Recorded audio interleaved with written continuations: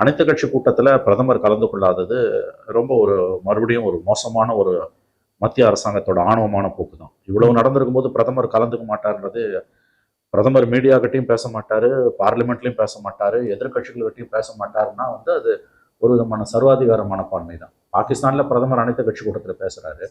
இங்க இதே மாதிரி 20 ஆண்டுகளுக்கு முன்பு வாஜ்பாய் அவர்கள் நாடாளுமன்ற தாக்குதல் என்பது எதிர்கட்சி தலைவர்களை அழைத்து பேசினார். மும்பை தாக்குதல் என்பது மன்மோகன் சிங் பிரதமர் எதிர்கட்சிகளை அழைத்து பேசினார். ஒரு முழு அளவிலான தாக்குதலை நடத்தின பிறகு பிரதமர் கலந்து கொள்ள மாட்டேன், எதிர்கட்சிகளோடு பேச மாட்டேன்னு சொல்வது ஆணவத்தின் உச்சம்.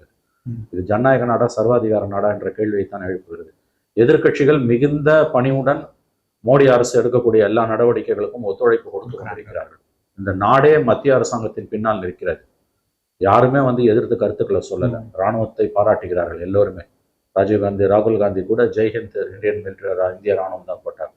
ஆனால் பிரதம மந்திரி கலந்து கொள்ள மாட்டார். பஹல்காம் நடந்தவோட தாக்குதலுக்கு பிறகு நடந்த அனைத்து கட்சி கூட்டத்திலையும் கலந்து கொள்ள மாட்டார். தாக்குதலுக்கு பதிலடி கொடுத்த பிறகு நடந்த கூட்டத்தில் கலந்து கொள்ள மாட்டார் என்பது செருக்கை ஆணவத்தை தான் காட்டுகிறது. இது நிச்சயமாக அனுமதிக்கத்தக்கதில்லை. எதிர்கட்சிகள் வலியுறுத்த வேண்டும்.